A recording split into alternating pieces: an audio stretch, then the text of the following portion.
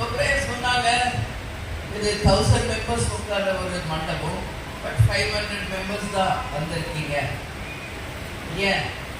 ஏன் இந்த ஒரு சரிவு, ஒரு தொய்வு ஏன் தஞ்சை மாவட்டத்துக்கு வருதுன்னு நம்ம யோசிக்கணும். இது கட்சி. அதை இவ்வளவு நேரம் நான் சிவனேசன்ட்ட பேசினது நீங்க எல்லாருமே பார்த்துருப்பீங்க.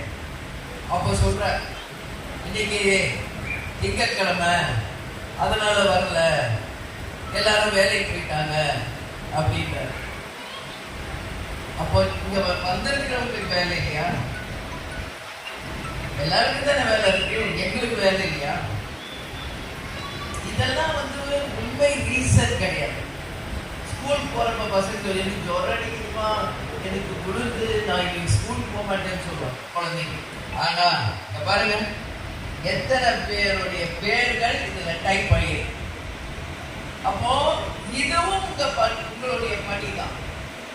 இப்ப உங்களுடைய ஓன் பிசினஸ், உங்க குடும்பத்தை நீங்க எப்படி பாக்குறீங்களோ அது மாதிரி இதுவும் உங்களுடைய வேலை. ஏற்கனவே உங்களுக்கு ஆல்ரெடி ஃபிக்ஸ் பண்ணோம். அன்னைக்கு அக்கா கேப்டனுடைய சொந்த சகோதரி மறைந்துட்டாங்க திடீர்னு. ஸோ கேன்சல் பண்ணிட்டு நாங்கள் மதுரை போயிட்டு அந்த கடமைகளையும் முடிச்சுட்டு மற்ற இடங்கள்லாம் முடிச்சு இங்க மீண்டும் வந்திருக்கிறோம். இந்த ஒரு கேப்லயாவது நீங்க மற்ற எல்லாரையும் கூப்பிட்டுருக்கலாம், வந்திருக்கலாம்.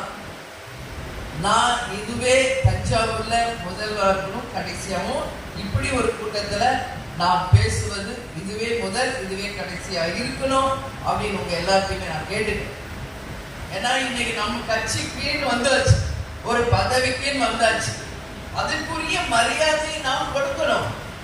அப்படி உங்களுக்கு பதவி மட்டும் போதும், நான் வேலை செய்ய மாட்டேன், என் பேர் போடுங்க ஆனா வேலை செய்ய மாட்டேன்னா அப்புறம் எதுக்கு அந்த பதவி?